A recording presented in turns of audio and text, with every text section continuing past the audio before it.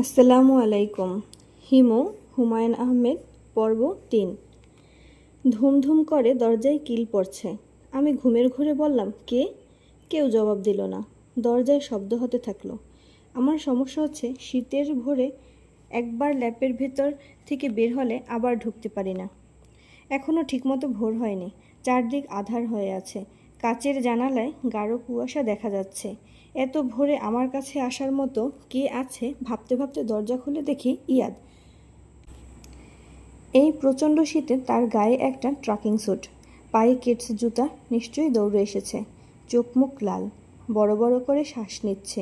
ইয়াদ বলল, জগিং করতে বের হয়েছিলাম। ভাবলাম একটা চান্স নিয়ে দেখি তোকে পাওয়া যায় কিনা। কতবার যে এসেছি তোর খোঁজে। এই কদিন কোথায় ছিলি? আমি জবাব না দিয়ে বাথরুমে ঢুকে গেলাম।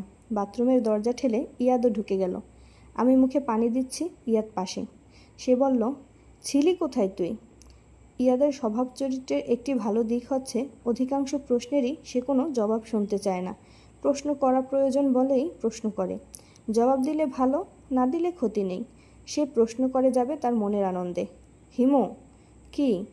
কাল রাতে আমার বউকে তুই খামোখা ভয় দেখালি কেন? ভয় দেখিয়েছি? অফকোর্স ভয় দেখিয়েছিস। তুই তাকে বললি আমি নাকি রাতে ফিরব না।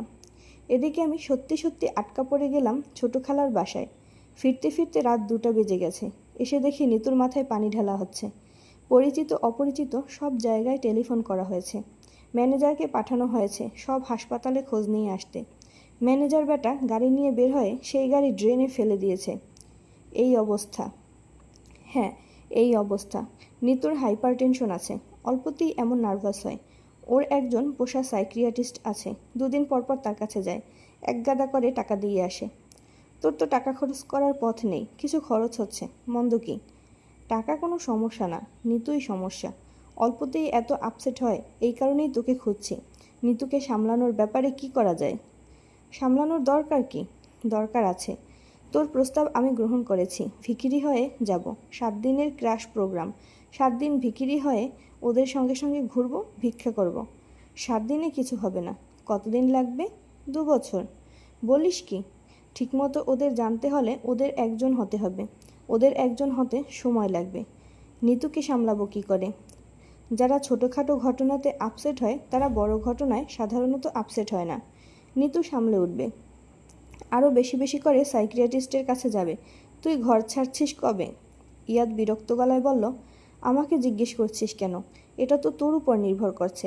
আমি মানসিকভাবে প্রস্তুত। তুই বললেই শুরু করব। তুই একটা ডেট বল, আমি নিতুকে বলি। আমি ডেট বলবো কেন? তুইও তো যাবি আমার সঙ্গে। আমি একা একা পথে পথে ভিক্ষা করব? হ্যাঁ করবি। তোরই ভিক্ষুকদের জীবনচর্চা দরকার, আমার না। তুই আমার সঙ্গে যাচ্ছিস না? না। ও মাই গড, আমি তো ধরেই রেখেছি তুই যাচ্ছিস। সেইভাবেই প্রস্তুতি নিয়েছি। সকালবেলা খালি পেটে আমি সিগারেট খেতে পারি না।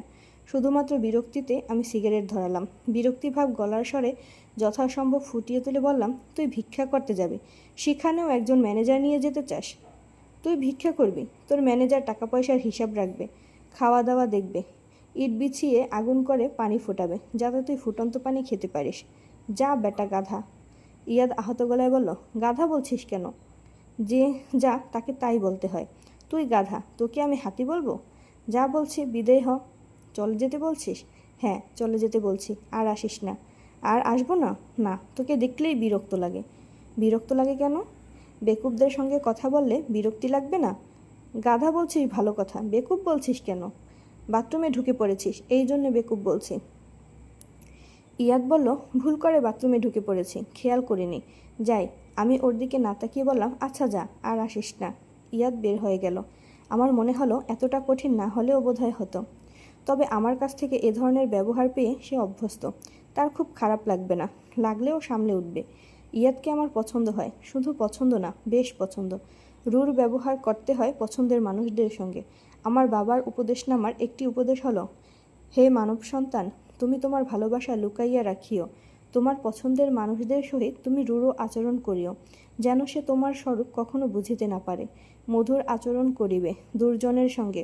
নিজেকে অপ্রকাশ্য রাখার ইহাই প্রথম পাঠ। আমাদের মেসে সকালবেলা চা হয় না। চা খেতে রাস্তার ওপাশে ক্যান্টিনে যেতে হয়। সেই ক্যান্টিন পৃথিবীর সবচেয়ে মিষ্টি এবং একই সঙ্গে পৃথিবীর সবচেয়ে গরম চা পাওয়া যায়। এই চা প্রথম 2 দিন খেতে খারাপ লাগে, কিন্তু তৃতীয় দিন থেকে নেশা ধরে যায়। ঘুম থেকে উঠেই কয়েক কাপ চা খেতে ইচ্ছে করে। ক্যান্টিনে পা দেওয়ার সঙ্গে সঙ্গে দেখলাম ইয়াদ আবার আসছে। সে আমাকে দেখতে পেয়েছে, হয়তো আশা করছে আমি হাত ইশারা করে তাকে ডাকবো। আমি কিছুই করলাম না, মুখ কঠিন করে অন্যদিকে তাকিয়ে রইলাম। ইয়াদ সামনের চেয়ারে বসতে বসতে বলল, তুই কাল রাতে আমাদের বাড়িতে একটা চিঠি ফেলে এসেছিলি। নিয়ে এসেছিলাম, দিতে ভুলে গেছি। আমি ইয়াদের হাত থেকে চিঠি নিয়ে পকেটে রেখে দিলাম। ইয়াদ বলল, পড়বি না? এক সময় পড়ব, তাড়া নেই। নিতু বলে দিয়েছে এটা নাকি জরুরি চিঠি। ও পড়েছে বুঝি? ইয়াদ অপ্রস্তুত গলায় বলল, মনে হয় পড়েছে। ওর খুব সন্দেহবাতিক, হাতের কাছে খাম পেলে খুলে পড়ে ফেলে। খামে যার নামে থাকুক সে পড়বেই। সরি। তোর সরি হবার কিছু নেই। চা খাবি? খাবো। আমি ইয়াদকে চা দিতে বলে উঠে দাঁড়ালাম। সে বিস্মিত হয়ে বলল, যাচ্ছিস কোথায়? কাজ আছে। চাটা শেষ করি, তারপর যা। সময় নেই, খুব তাড়া। আমি ইয়াদকে রেখে মেসে ফিরে এলাম। দরজা বন্ধ করে ল্যাপের ভেতর ঢুকে পড়লাম। আজ আমার কোনো প্ল্যান নেই, সারাদিন ঘুমাবো। ঘুম এবং উপবাস। সন্ধ্যায় উপবাস ভঙ্গ করব এবং বিছানা থেকে নামব। বিশ্রামের সবচেয়ে ভালো টেকনিক হলো কুকুরকুণ্ডলী হয়ে শুয়ে পড়া।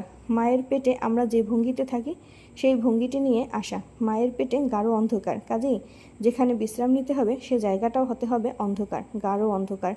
তাপ হতে হবে সামান্য বেশি, কারণ জরায়ুর তাপ শরীরের স্বাভাবিক তাপমাত্রার চেয়ে 3 ডিগ্রি বেশি। আমার ঘর এমনিতেই অন্ধকার। কম্বলে নাকমুখ ঢেকে অন্ধকার আরও বাড়ানো হলো। আমি কুণ্ডলি পাকিয়ে শোয়া মাত্র দরজার কড়া নড়ল। আমাদের মেসের মালিক এবং ম্যানেজার জীবনবাবু মিহি গলায় ডাকলেন, হিমু ভাই, হিমু ভাই। জীবনবাবুর ডাকে সাড়া দিতেই হবে এমন কোনো কথা নেই। তিনি আমার কাছে মেস ভাড়া পান না। মাসের শুরুতেই ভাড়া দেওয়া হয়েছে। ইচ্ছা করলেই চুপচাপ শুয়ে থাকা যায়, তবে তা করা সম্ভব না, কারণ জীবনবাবুর ধৈর্য রবার্ট ব্রুসের চেয়েও বেশি। তিনি ডাকতেই থাকবেন, কড়া নাড়তেই থাকবেন। সিল্কের মতো মোলায়েম গলায় ডাকবেন, চুরির শব্দের মতো শব্দে কড়া নাড়বেন, হিমু ভাই, হিমু ভাই। কী ব্যাপার, ঘুমোচ্ছেন? যদি বলি ঘুমোচ্ছি তাহলে কি বিশ্বাস করবেন? একটু আসুন, বিরাট বিপদে পড়েছি। দরজা খুলতে হলো। জীবনবাবু ঘরে ঢুকে দরজা বন্ধ করে দিলেন। ফিসফিস করে বললেন, মাথায় বাড়ি পড়েছে হিমু ভাই, অকুল সমুদ্রে পড়েছি। বলুন কী ব্যাপার? জীবনবাবু গলার স্বর আরও নামিয়ে ফেললেন। কোনো সাধারণ কথাই তিনি ফিসফিস না করে বলতে পারেন না। বিশেষ কিছু নিশ্চয়ই ঘটেছে, কারণ আমি তার কোনো কথাই প্রায় শুনতে পাচ্ছি না। আরেকটু জোরে বলুন জীবনবাবু, কিছু শুনতে পাচ্ছি না। প্রতি বৃহস্পতিবার মেসের 6 নম্বর ঘরে তাস খেলা হয়, জানেন তো? জানি। গতরাতে তাস খেলা নিয়ে মারামারি। মুর্শিদ সাহেব মশারির ডান্ডা খুলে জহির সাহেবের মাথায় বাড়ি মেরেছে। রক্তারক্তি কাণ্ড। আমি হাই তুলতে তুলতে বললাম, জহির সাহেব কি মারা গেছেন? মারা যায় নাই, তবে বেকায়দায় বাড়ি পড়লে উপায় ছিল? খুন খারাপি হলে পুলিশ আগে কাকে ধরত? আমাকে। আমি হলাম মাইনরিটি দলের লোক, হিন্দু, সব চাপ যায় মাইনরিটির উপর। আপনারা মেজরিটি হয়ে বেঁচে গেছেন, এইটাই আপনার বিশেষ কথা? জি। আমাকে কিছু করতে বলছেন? তাস ওদেরকে কি না খেলতে বলবো? না না, আপনার কিছু বলার দরকার নেই। ঘটনাটা আপনাকে জানিয়ে রাখলাম। খুন খারাপি যদি সত্যি কিছু হয় তা হলো পুলিশের কাছে। আমার হয়ে 2-1টা কথা বলবেন। আচ্ছা, বলবো। এখন তাহলে যান। আজ সারাদিন ঘুমাবো বলে প্ল্যান করেছি। আজ হলো আমার ঘুম দিবস। জীবনবাবু নড়লেন না, চুপচাপ দাঁড়িয়ে রইলেন। আমি বললাম, আরও কিছু বলবেন? জি, বলবো। মনে পড়ছে না, মনে করার চেষ্টা করছি। তেমন জরুরি কিছু নয়, জরুরি হলে মনে পড়ত। মনে পড়েছে, একজন মহিলা এসেছিলেন আপনার কাছে। রূপা? জি না, উনি না। ওনাকে তো চিনি। যিনি এসেছিলেন তাকে আগে কখনো দেখিনি। নাম বলেছিলেন, নামটা মনে পড়ছে না। স্মৃতিশক্তি পুরোপুরি গেছে। মাইনরিটির লোক তো, সারাক্ষণ টেনশনে থেকে থেকে ব্রেন গেছে। মেয়েটা কিছু বলে গেছে? মেয়ে না তো, পুরুষ মানুষ। আমাকে নাম বললেন, একবার না কয়েকবার বললেন। আপনি দয়া করে বিদায় হন। নামটা মনে করার চেষ্টা করছি, মনে পড়ছে না। বললাম না আপনাকে, ব্রেন একেবারে গেছে, কিছুই মনে থাকে না। ওই দিন দুপুরে ভাত খেতে গেছি, অতসী বলল, বাবা তুমি না একটু আগে ভাত খেয়ে গেলে? বুঝুন অবস্থা।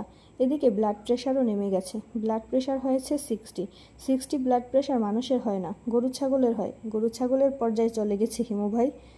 জীবনবাবুকে বিদায় করে বিছানায় শুয়ে পড়লাম। আশঙ্কা নিয়ে শুয়ে আছি, যে কোনো মুহূর্তে ভদ্রলোকের নাম জীবনবাবুর মনে পড়বে। তিনি দরজায় ধাক্কা দিতে দিতে ডাকবেন, হিমু ভাই, হিমু ভাই। ঘুম আনার চেষ্টা করছি, লাভ হচ্ছে না। কোনোভাবেই শুয়ে আরাম পাচ্ছি না। বুক পকেটে রাখা রূপার খামটা খসখস করছে। তার চিঠিটা পড়ে ফেলা দরকার। চিঠি পড়ার মুহূর্ত আসছে না। প্রিয় চিঠি পড়ার জন্য প্রয়োজন প্রিয় মুহূর্তের। আমার প্রিয় মুহূর্ত হলো মধ্যরাত, যখন পৃথিবীর সব তক্ষক গম্ভীর স্বরে দুবার ডেকে ওঠে। দরজায় আবার ঠকঠক শব্দ হচ্ছে। জীবনবাবু ডাকলেন, হিমু ভাই, হিমু ভাই। আমি জবাব না দিয়ে রূপার চিঠি বের করলাম।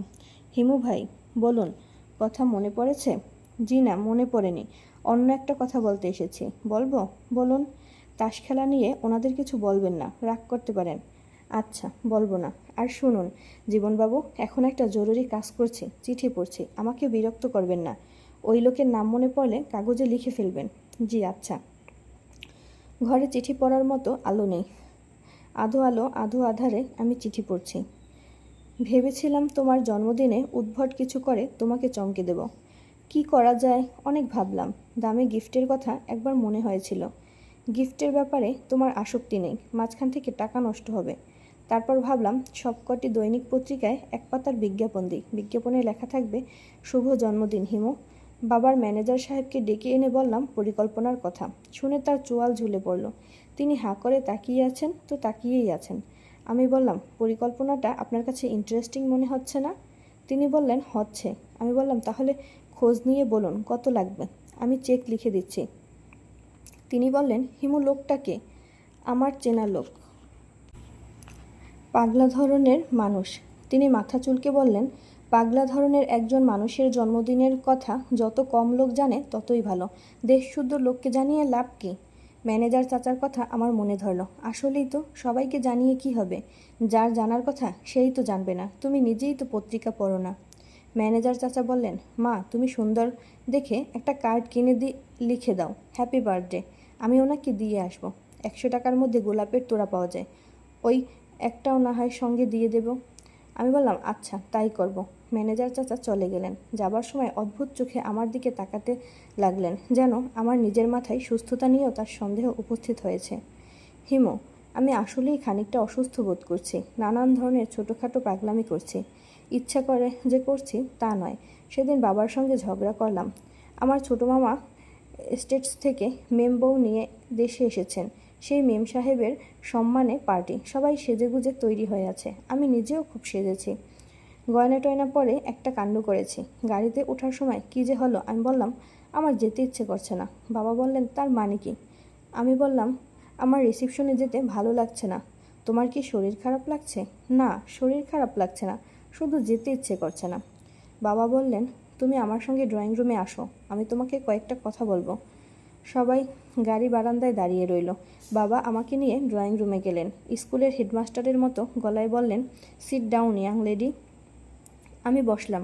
বাবা বললেন, তোমার ছোটো মামাকে যে পার্টি দেওয়া হচ্ছে সেই পার্টি আমরা দিচ্ছি, আমরা হচ্ছি হোস্ট, কাজেই আমাদের উপস্থিত থাকতেই হবে। তোমার শরীর খারাপ থাকলে তোমাকে কিছু বলতাম না। তোমার শরীর ভালো আছে, তোমার যেতে ইচ্ছে করছে না, সেটা বুঝতে পারছি। অনেক সময় আমাদের অনেক কিছু করতে ইচ্ছে করে না, তবুও আমরা করি। মানুষ হয়ে জন্মালে সামাজিক রীতিনীতি মানতে হয়। এখন চলো আমার সঙ্গে। সবাই দাঁড়িয়ে আছে। আমি বললাম, না।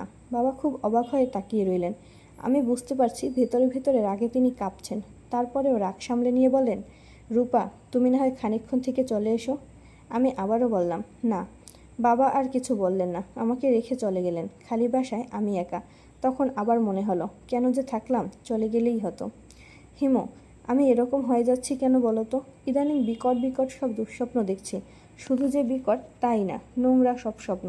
এত নোংরা যে ভাবলে শিউরে উঠতে হয়। কি দেখি জানো? দেখি লম্বা রোগা বিকলাঙ্গ একজন মানুষ আমার সামনে নগ্ন হয়ে দাঁড়িয়ে আছে। আমার সারা গায়ে হাত বুলিয়ে আদর করছে, কুষ্ঠ রোগীর হাতের মতো হাত।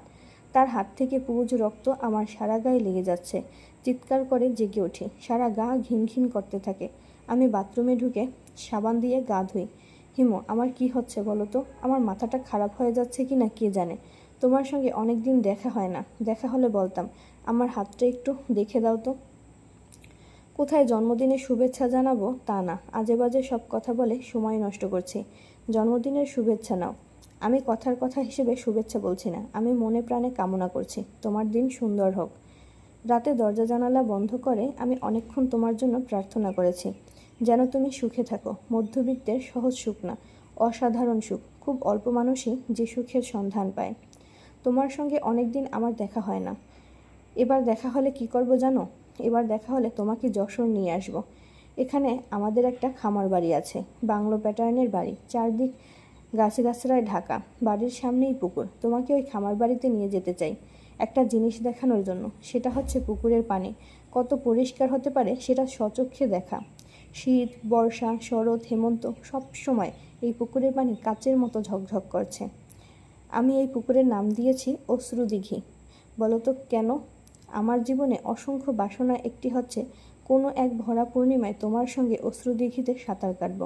অথচ মজার ব্যাপার হচ্ছে আমি সাঁতার জানি না। আচ্ছা হিমু, আমার এই চাওয়া কি খুব বড় কিছু চাওয়া? আমি কখনো কারো কাছে কিছু চাই না। ঠিক করেছি এ জীবনে কিছু চাইব না। আলাদিনের চেরাগের দৈত্য যদি হঠাৎ উপস্থিত হয়ে আমাকে বলে, রূপা চটচট করে বলো তোমার 3টা ইচ্ছা আমি পূর্ণ করব, তাহলে মাথা চুলকে আমি বলবো, স্যার থ্যাংক ইউ, আপনার কাছে আমার কিছু চাইবার নেই। আমার যা চাইবার তা চাইতে হবে হিমুর কাছে। ওকে একটু আমার কাছে এনে আপনি বিদায় হন। আপনার গা থেকে বিশ্রী গন্ধ আসছে। দরজায় মিহি করে টোকা পড়ছে। জীবনবাবু কয়েকবার কেসে ফিসফিস করে ডাকলেন, হিমু ভাই, হিমু ভাই। আমি চিঠি পড়া বন্ধ রেখে বললাম, কি হলো জীবনবাবু? নামটা মনে পড়েছে। বলুন, বলে বিদায় হন। এটা ছাড়াও আরও একটা কথা বলতে চাচ্ছি। কাগজে লিখে রাখুন, আমি পরে পড়ব। লিখে রাখতে গিয়েছিলাম, তারপর দেখি বল পয়েন্টে কালি নেই। আপনার কাছে কি বল পয়েন্ট আছে? আমি দরজা খুলে বললাম, লিখতে হবে না, মুখে বলুন, শুনে নিচ্ছি। তরঙ্গিনী স্টোর থেকে মুহিব সাহেব এসেছিলেন। কিছু বলেছেন? জি না, কিছু বলেননি। ও আচ্ছা। প্রায় সারাদিন বসেছিলেন। দুপুরে কিছু খান উনি। 1 কাপ চা আনিয়ে দিয়েছিলাম, সেটাও খাননি। চা না খাওয়ারই কথা। মুহিব সাহেব চা পান সিগারেট কিছুই খান না। কী জন্য এসেছিলেন কিছু বলেননি? জি না। আচ্ছা ঠিক আছে, এখন তাহলে যান। অন্য আরেকটা কথা হিমু ভাই, গোপন কথা। বলুন, কি বলবেন? জীবনবাবু বসলেন, মাথা নিচু করে বসলেন, অসহায় বসার ভঙ্গি। খুব বিপদে পড়েছে হিমু ভাই, ভয়ঙ্কর বিপদ। বলুন। আজ থাক, অন্য একদিন বলবো। আপনার মেয়ে ভালো আছে তো? জি জি, মেয়ে ভালো আছে, ওর কোনো সমস্যা না। মেয়েটার বিয়েও মোটামুটি ঠিকঠাক। সিরাজগঞ্জের ছেলে, কাপড়ের ব্যবসা আছে। অতসীকে দেখে পছন্দ করেছে। 3 লাখ টাকা পণ চাচ্ছে। দেব 3 লাখ টাকা, মেসবাড়িটা বেচে দেব। একটাই তো মেয়ে, আমিও একা মানুষ। মেয়ে বিয়ে দিয়ে বাকি জীবনটা হোটেলে কাটিয়ে দেব। বুদ্ধিটা ভালো না হিমু ভাই? হ্যাঁ ভালো। আমি আজ উঠি, অন্য আরেকদিন এসে আমার বিপদের কথাটা বলবো। আমাকে বললে আপনার বিপদ কি কমবে? যদি মনে করেন বিপদ কমবে তাহলে বলুন, আর যদি বিপদ না কমে শুধু শুধু কেন বলবেন? রূপার চিঠির শেষটা আমার পড়া হলো না। চিঠি ভাঁজ করে পকেটে রেখে দিলাম। আজ থাক, অন্য কোনো সময় পড়া যাবে।